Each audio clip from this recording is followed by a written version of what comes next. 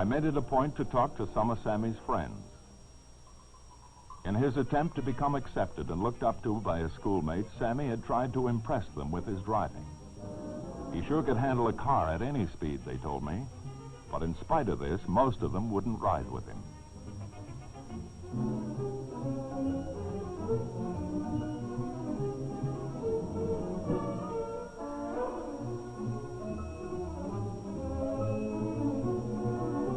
Once Sammy had earned his friends' admiration, he thought his reputation for fast driving had to be kept up.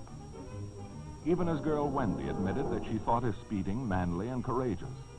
And now she felt ashamed and guilty as she told me of the thrilling sense of power she had shared with Sammy speeding. If only she had realized. Wendy told me that recently one of Sammy's close friends had been in a wreck and might be permanently crippled. But Sammy's attitude seemed to have been the usual. It can't happen to me.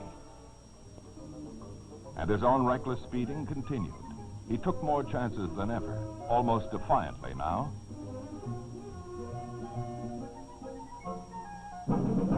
And I was told how Sammy was scornful of cautious drivers and always told woman driver jokes.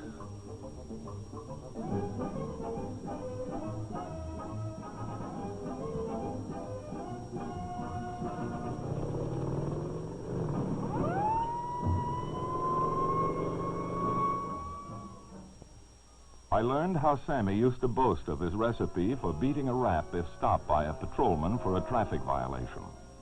His trick was always to be extra courteous and polite, act real remorseful, and say, "Yes, officer," all the time. It often worked. Sammy had actually been stopped several times and let go with a warning.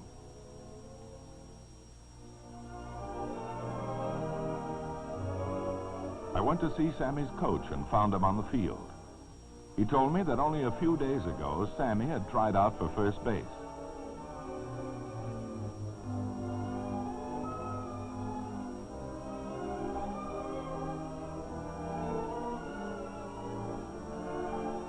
But he hadn't been able to make it. Perhaps Sammy had wanted to make up for this failure in some other way through his speeding, which resulted in his death.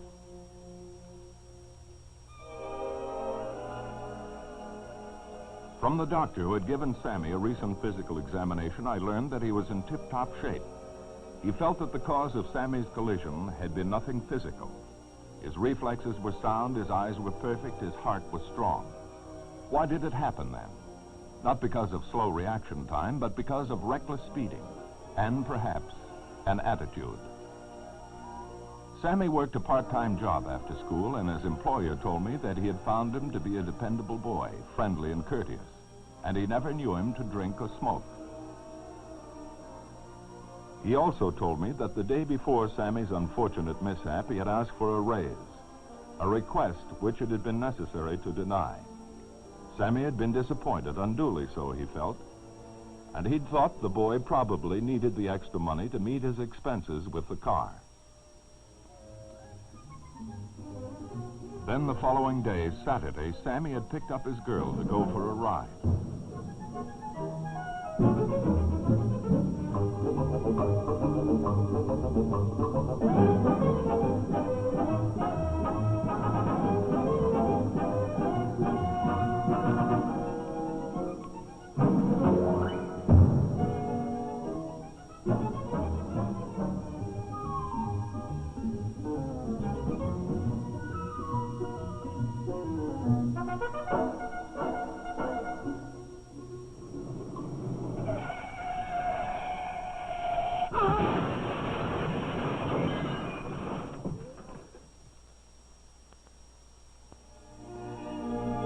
Not just one reason for Sammy's speeding, but many. And they had brought us both here.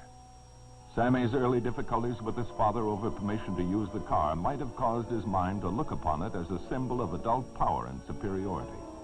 And speeding became a way of exercising this power. And his own father's driving example and attitude might have given him the dangerous notion that it's all right for a good driver to take chances. The admiration his speeding earned him from his little brother and the popularity with his friends at school must have been necessary and important for Sammy And subconsciously, he must have wanted to make up in this way for other small failures and disappointments.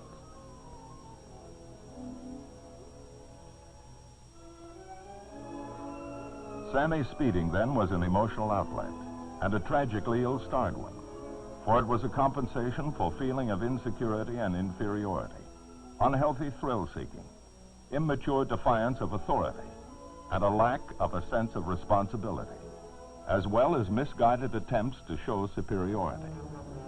These, then, were some of the reasons for Sammy's speeding. There may have been others. If there were, he took them with him.